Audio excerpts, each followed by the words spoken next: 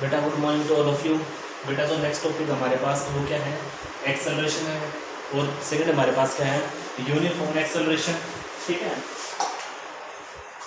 पहला क्या है एक्सेलरेशन, फिर साथ में क्या है uniform acceleration, non uniform acceleration, non uniform acceleration. ठीक है, और हमारे पास क्या है कुछ मोशन है, जैसे रेस्ट मोशन। ये रेस्ट और मोशन में पहले वीडियो में बताया भी था आपको, यहाँ पर भी है। ठीक है, और उसके बाद हमारे पास क्या है type of motion, type of motion. आपकी जो बुक है उसमें सिर्फ 3 टाइप के मोशन दिखा रखे हैं। जो पहला मोशन है वो हमारे पास क्या है रेक्टिलिनियर, रेक्टिलिनियर मोशन। जो सेकंड दिखा रखा है वो हमारे पास क्या है सर्कुलेटरी मोशन या सर्कुलर मोशन, सर्कुलर। और जो बेटा थर्ड मोशन है वो हमारे पास क्या है वाइब्रेशनल।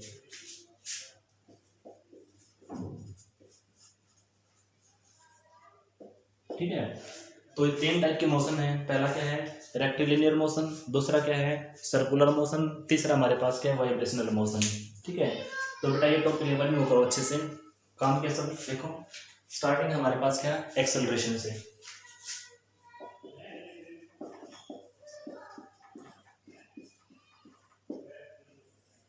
एक्सेलरेशन हमने पढ़ रखा अच्छे से कि जो एक्सेलरेशन है वो क्या होता है, जितना भी किसी वेलोसिटी के अंदर जो चेंज हो रखा है और वो चेंज साथ में क्या है किसी टाइम इंटरवल के साथ जो चेंज है वही हमारे पास क्या है एक्सेलरेशन। तो हम कह सकते हैं rate of change of velocity. ठीक है, तो हम कह सकते हैं change in velocity with time taken, time taken.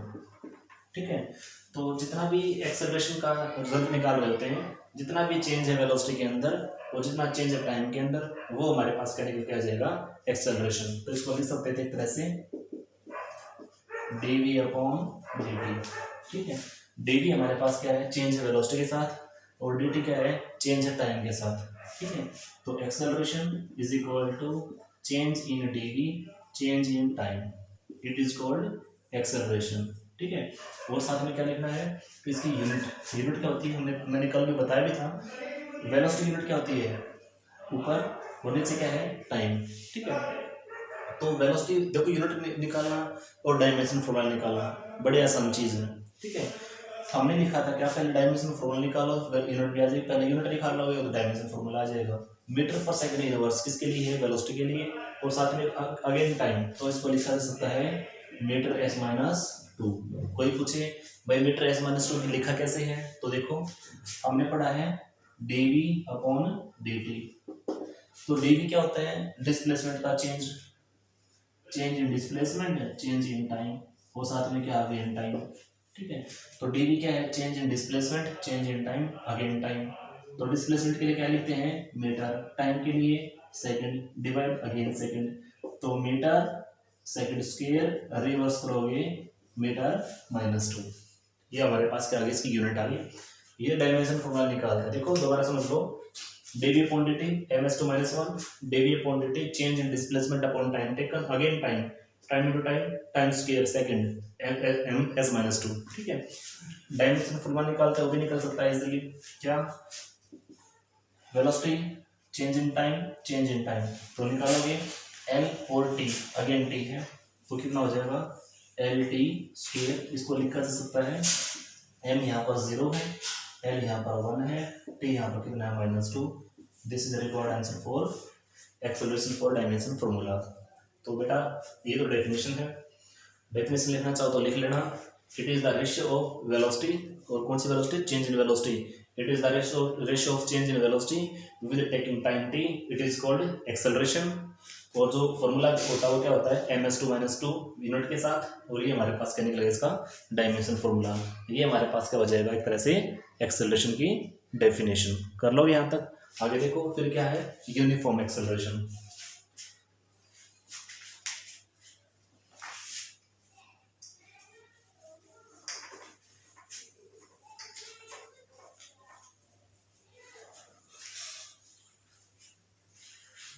दूसरा क्या है, यूनिफॉर्म एक्सेलरेशन।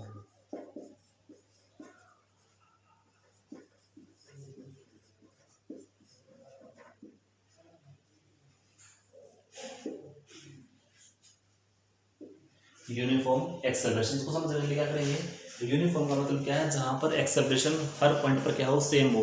इसका मतलब क्या है, सेम तो डिस्टेंस ट्रेवल करे, सेम टाइम्स लगे, और डिस्टेंस अपॉन टाइम क्या निकल के आ जाएगा, वेलोसिटी। इसका मतलब क्या, हर एक पॉइंट पर हर किसी ऑब्जेक्ट की वेलोसिटी क्या रहे, सेम रहे, और एक सही टाइम पर रहे। इसका मतलब क्या, सेम टाइम सेम वेलोसिटी, वो क्या हो जाएगा हमारे पास यूनिफॉर्म एक्सेलरेशन। समझने के लिए देखो, हमने ये मान लिया ये दो पॉइंट हैं, ये पॉइंट ए है और ये पॉइंट क्या है, बी है, ठीक है। तो ये हमने कंपोनेंट बना लिए, फर्स्ट, सेकंड, थर्ड और फोर्थ, ये चार कंपोनेंट बना दिए। चारों को यहाँ से यहाँ तक डिस्टेंस मैंने मान लिया 100 मीटर, ये भी 100 मीटर, ये भी 100 मीटर, और ये मैंने कितना मान लिया, 100 मीटर। अब देखा जाएगा वो इसकी यूनिट क्या है, 100, यदि वेलोसिटी में लेके चलेंगे 100 मीटर पर सेकंड, ये भी पर सेकंड और मीटर पर सेकंड, ये कितना मान लिया 100 मीटर पर सेकंड इसकी वेलोसिटी है, ठीक है। तो वेलोसिटी मैंने कितनी काउंट की है यहाँ पे, velocity is equal to 100 metre per second, ठीक है। जहां पर हर एक कंपोनेंट इस सेगमेंट के अंदर क्या है, वेलोसिटी कंपोनेंट क्या है, सेम है। टाइम भी अज्यूम मैंने अज्यूम कर लिया, सपोज कर लिया यहाँ पे कितना ले लिया 20 सेकंड, ठीक है, या 25 कर लो, 20 कर लो, 15 कर लो, जो मान ले कर सकते हो, कोई ऐसी समस्या नहीं है। डिपेंड करेगा हमारे पास कि सेगमेंट के लिए हर टाइम इंटरवल करना चाहिए, सेम रहना चाहिए। सपोज कर लिया मैं यहाँ पे लिखता 15 ले लेता, 15 सेकंड, ये भी 15 सेकंड, यहाँ पर भी 15 सेकंड, और ये भी 15 सेकंड। इसका मतलब क्या है, कोई भी ऑब्जेक्ट है पॉइंट ए से चला है, जो उसकी वेलोसिटी वो कितनी है 100 मीटर पर सेकंड, हर एक सेगमेंट में वेलोसिटी क्या है, सेम 100 मीटर पर सेकंड, लेकिन जो टाइम इंटरवल है वो हर बार क्या है, वो भी सेम है। 15 सेकंड यहाँ पर है, 15 सेकंड यहाँ पर है, 15 सेकंड यहाँ पर और 15 सेकंड यहाँ पर है। तो पहला जो ये सेगमेंट दिखा रखा है, जो पार्ट दिखा रखा है, इसको मूव करने के लिए जो पाथ कवर किया गया है वो 15 सेकंड में कवर किया गया है, कितना वेलोसिटी के साथ है, 100 मीटर पर सेकंड के साथ। दूसरे में भी 15 सेकंड के साथ 100 मीटर पर सेकंड, थर्ड और फोर्थ दोनों के लिए क्या है, सेम है। तो हम कह सकते हैं जो टाइम इंटरवल आया है वो भी हमारे पास क्या है, 15 सेकंड कॉमन है सबके लिए, ठीक है। तो यदि दोनों का रेशियो निकाल दिया जाए तो क्या निकल के आ जाएगा हमारे पास, वो यूनिफॉर्म एक्सेलरेशन। यदि मैं निकालता यहाँ पे तो वेलोसिटी कितनी है 100 मीटर, टाइम कितना है 15 सेकंड, तो ये एक सेगमेंट का क्या आ जाता है, एक्सेलरेशन। यदि मैं टोटल के लिए निकालना चाहता तो कितना हो जाता, टोटल के लिए, टोटल कितना 400 मीटर पर सेकंड, ये क्या है वेलोसिटी। टाइम कितना लगा उसको 15 30 सेकंड और 60 सेकंड, 60, इसका मतलब कितना आ जाता, 20/3 मीटर पर सेकंड स्क्वायर, ये क्या आ जाता है उसके लिए, यूनिफॉर्म एक्सेलरेशन। क्लियर है। तो हम कह सकते हैं कि हमारे पास एक ऐसा सेगमेंट, एक ऐसा रिजल्ट जो वेलोसिटी कंपोनेंट को क्या करे, हर एक पार्ट में इक्वल डिवाइड करे, हर पार्ट के टाइम इंटरवल क्या रहे, सेम रहे, तो हम कह सकते हैं velocity with ratio of time second, it is called uniform acceleration, ठीक है। तो टाइम भी हर बार क्या है, सेम है, वेलोसिटी भी हर बार क्या है, सेम है, तो हम कह सकते हैं इसको क्या निकल के आ जाएगा, यूनिफॉर्म एक्सेलरेशन। यदि बात आती है नॉन यूनिफॉर्म के लिए, अब वो समझो।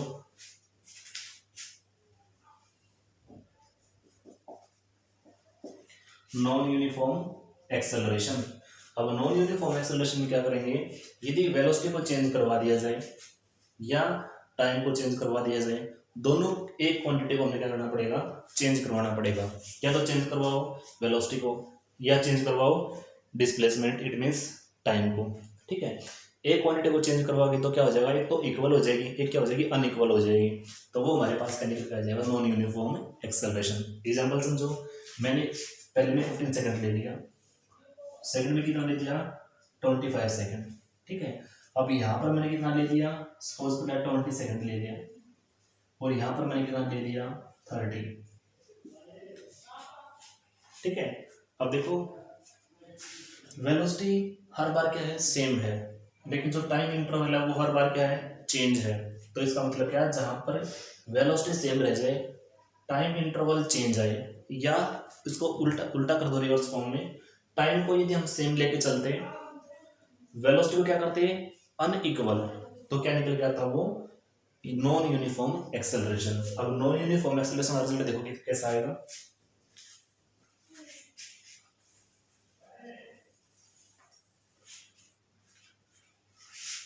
टोटल वेलोसिटी कितना है, 400, और जितना टाइम इंटरवल है कितना कितना है, 20 और 30 कितना होगा, 50, तो ये हो गया। और ये कितना हो गया हमारे पास, 30, 40, 50, तो हम कह सकते हैं 50 तो ये है 50 सेकेंड, प्लस 25 और 15 40, ठीक है। तो टोटल जो हमारे पास टाइम इंटरवल कितना आ गया, 90 सेकेंड, ठीक है। तो जो 90 सेकेंड आया है वो यहाँ पर डिवाइड में कर दो, तो रिजल्ट कितना आ जाता, 40/9 मीटर पर second square. This is the required answer for non uniform acceleration. तो बेटा इसको याद रखना, नॉन यूनिफॉर्म एक्सेलरेशन में क्या करेंगे, हर बार या तो वेलोसिटी को क्या करवा दो, इक्वल लेके चल पड़ो, और अनइक्वल क्या ले लें, टाइम इंटरवल, या इसका अपोजिट कर दो, इक्वल टाइम इंटरवल लेके चल पड़ो, अनइक्वल वेलोसिटी कर दो, तो क्या निकल के आ जाएगा, नॉन यूनिफॉर्म एक्सेलरेशन। अब हमारे पास क्या है, रेस्ट और मोशन। देखो समझो,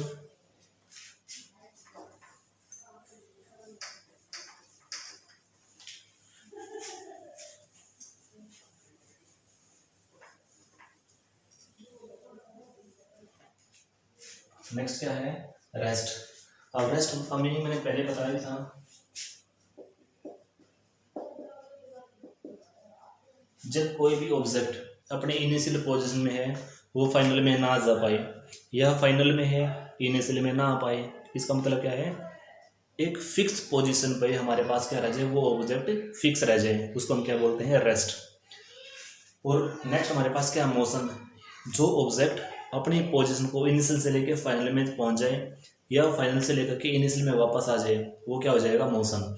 तो दोनों में ये डिफरेंस है रेस्ट और मोशन में, कि these are those quantity whose value are always fixed, it is called rest, but these are those quantity whose value are always change continuously, जिसकी वैल्यू हर बार चेंज हो जाए वो हमारे पास क्या, मोशन है, लेकिन जिसकी वैल्यू चेंज नहीं होती वो हमारे पास क्या है, रेस्ट है। तो बेटा इसको याद रख लेना।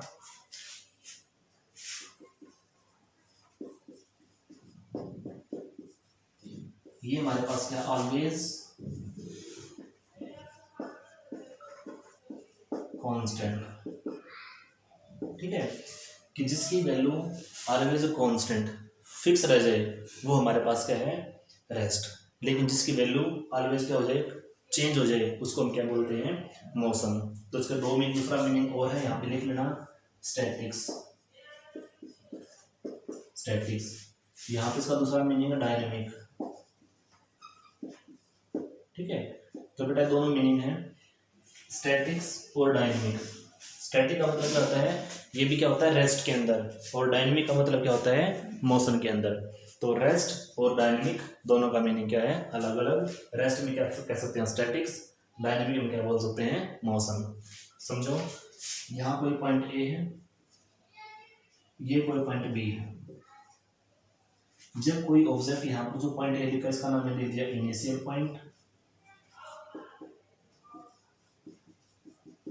और यहाँ पर क्या लिख दिया, फाइनल पॉइंट। जब कोई ऑब्जेक्ट इनिशियल पॉइंट से चले और फाइनल पे पहुंच जाए, या फाइनल से चले इनिशियल पहुंच जाए, तो क्या आएगा बेटा, वो मोशन। लेकिन जब कोई ऑब्जेक्ट इनिशियल पे है वो इनिशियल पे ही रहे, उसको हम क्या बोल देंगे, इट मीन्स इनिशियल पॉइंट के लिए क्या बोल देंगे, रेस्ट। यदि वो फाइनल पे है, फाइनल में ही रहे, तो क्या हो जाएगा, वो रेस्ट। तो रेस्ट का मीनिंग समझ सकते हैं, इनिशियल पे तो इनिशियल पे रहेगा, फाइनल पे तो फाइनल पे रहेगा, इट इज कॉल्ड रेस्ट। लेकिन जो इनिशियल से लेके फाइनल पे पहुंचे, या फाइनल से लेके इनिशियल पे पहुंचे, इट इज कॉल्ड मोशन या डायनेमिक, उसको क्या बोल देंगे, स्टैटिक्स। क्लियर बेटा, आगे देखो।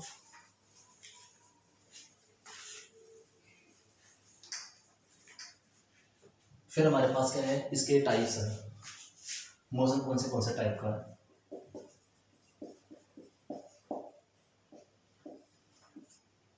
रेक्टिलिनियर मोशन,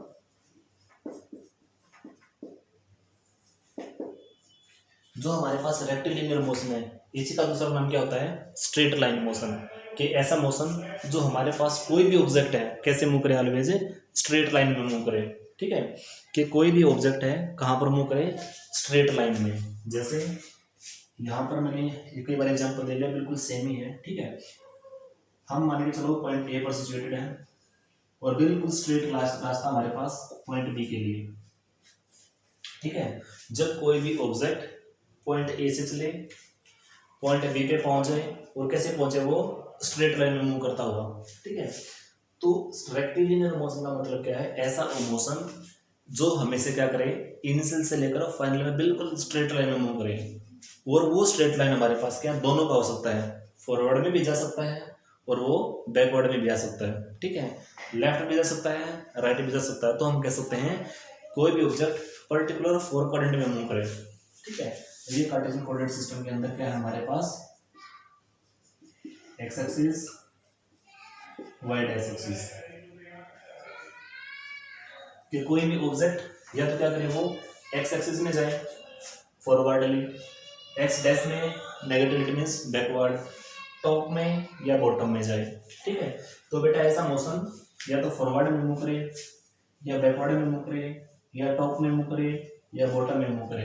जो एक तरह से ओरिजिन से शुरू करके स्टार्टिंग से वैल्यू लेकर के जो ऐसा मोशन जो सिर्फ और सिर्फ स्ट्रेट लाइन में मूव करे, बैकवर्ड भी हो सकता है, फॉरवर्ड भी हो सकता है, टॉप भी हो सकता है, बॉटम भी हो सकता है, उसको हम क्या बोल देंगे, rectilinear motion. It is also called straight line motion. Clear है। दूसरा हमारे पास क्या है, सर्कुलर मोशन। देखो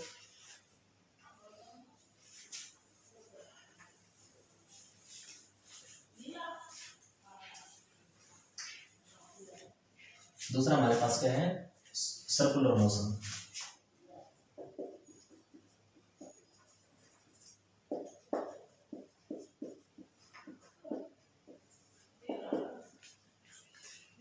कि ऐसा मोशन जो एक तरह से कैसा मूव करे, सर्कुलर फॉर्म में। ठीक है, वो सर्कुलर फॉर्म हमारे पास क्या है, क्लॉकवाइज भी हो सकती है और एंटी क्लॉकवाइज भी हो सकती है। जैसे फैन है हमारे पास, फैन है। अब जैसे गाड़ी है ना, मैंने पहले एग्जांपल ले दिया, जिससे गाड़ी है वो क्या कर सकती है, फॉरवर्ड में मूव कर सकती है या बैकवर्ड में चल सकती है। ठीक है, तो वो मोशन हमारे पास क्या रहेगा, रेक्टिलिनियर मोशन। ठीक है, गाड़ी का एग्जांपल है, ह्यूमन बीइंग है, या हम कोई अदर एग्जांपल ले सकते हैं जो क्या करे, फॉरवर्ड में जाए या बैकवर्ड में जाए। ठीक है, बाइक है, साइकिल है, ये जितने भी व्हीकल्स हैं सब क्या करेंगे, या तो फॉरवर्ड जा सकते हैं या बैकवर्ड जा सकते हैं। ऐसा नहीं है कि वो किसी और डायरेक्शन को पकड़ लेंगे, ऐसा नहीं होता। तो वो हमारे पास क्या था, रेक्टिलिनियर। लेकिन सर्कुलर में क्या है, जैसे फैन मूव करता है। ठीक है, फैन क्या है, एक तरह से मोशन करेगा कंटिन्यूसली। ठीक है, वो डिपेंड करता है हमारे ऊपर कि उसको सर्कुलर में लेके आ रहे हैं, क्लॉकवाइज में या एंटी क्लॉकवाइज में, तो वो क्या हो जाएगा, सर्कुलर मोशन। ठीक है, देखो ऐसा मोशन जो क्या करें, कोई सेंटर पॉइंट मैंने मान लिया ओ। ठीक है, ये क्लॉकवाइज भी मूव कर सकता है। ठीक है, और ये एंटी क्लॉकवाइज भी मूव कर सकता है। ठीक है, यदि हम क्लॉकवाइज लेके चल रहे हैं, ठीक है, जैसे क्लॉकवाइज लेके चल रहे हैं, हमारे पास क्या क्लॉकवाइज, और ये हमारे पास क्या है, एंटी क्लॉकवाइज। ठीक है, हम क्लॉकवाइज लेके चलें या एंटी क्लॉकवाइज लेके चलें, वो हमारे पास किसको रिप्रेजेंट करेगा, सर्कुलर मोशन को। क्लॉकवाइज भी हो सकता है और एंटी क्लॉकवाइज भी हो सकता है। These are called circular motion. मैंने एग्जांपल दिया, जैसे फैन है, फैन क्या है, रोटेटरी मोशन का काम भी, इसको रोटेटरी बोल सकते थे। तो हमारे पास क्या, सर्कुलर मोशन, जिसे एंटी क्लॉकवाइज है motion, clockwise, it is called circular motion. Third हमारे पास क्या, वाइब्रेशनल मोशन।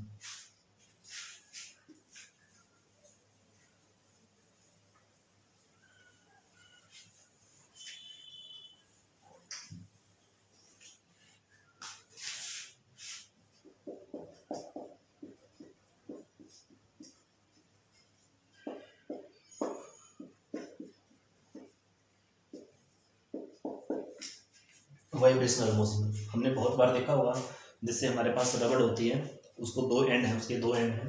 ठीक है, जैसे स्ट्रेट रबड़ है, पॉइंट ए, पॉइंट बी।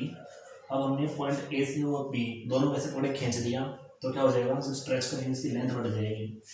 ये पॉइंट ए हो जाएगा और ये पॉइंट बी हो जाएगा। ठीक है, देखो जैसे मैंने रबड़ का एग्जांपल लिया, क्या करोगे इसको, ये पॉइंट ए है पॉइंट बी है, दोनों साइड से पकड़ के ऐसे खींच दो तो क्या हो जाएगा, उसकी लेंथ बढ़ जाएगी। और किसी एक एंड से छोड़ेंगे तो वो वाइब्रेट करना शुरू करेगी। जो उस टाइप का मोशन है वो हमारे पास क्या है, वाइब्रेशनल मोशन। दूसरा एग्जाम्पल देखो, वाइब्रेशनल मोशन बड़ा अच्छा एग्जाम्पल है। वो क्या है, हमने ये मान लीजिए स्प्रिंग है, पॉइंट ए इसका फिक्स मान लिया। ठीक है, ये स्प्रिंग है। ठीक है, अब इसके अंदर भी वाइब्रेशनल मोशन हो सकता है। कैसे, अब जब मैं इसके नीचे कोई वेट लटका दूंगा, यहाँ पर कोई वेट मान लिया। ठीक है, जब इसको वेट लटकाएंगे तो इसकी लेंथ क्या हो जाएगी, चेंज हो जाएगी, बढ़ जाएगी, इसकी लेंथ बढ़ जाएगी।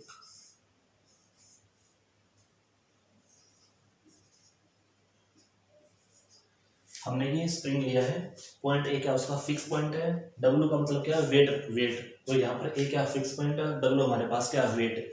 जब स्प्रिंग को वेट नीचे हैंग करते हैं तो उसकी लेंथ क्या हो जाएगी, इंक्रीज हो जाएगी। अचानक से जब वेट को हटाएंगे तो क्या हो जाएगा, वो वाइब्रेट करना शुरू करेगा। वाइब्रेट का मतलब क्या है, अपनी एक पोजीशन के ऊपर कंटिन्यूसली टॉप और बॉटम में क्या करेगा, वो मूव करेगा। तो ऐसा ऑब्जेक्ट जो टॉप और बॉटम में कंटिन्यूसली मूव करे अपने एक मेन पोजीशन पर, ठीक है, वो हमारे पास क्या करेगा, वाइब्रेशनल मोशन का बिहेव करेगा। ठीक है, तो इसको ऑसिलेटर मोशन भी बोल सकते हैं, जो हुक्स लॉ को फॉलो करेगा, जिसकी इक्वेशन क्या होती है, F is equal to minus k x.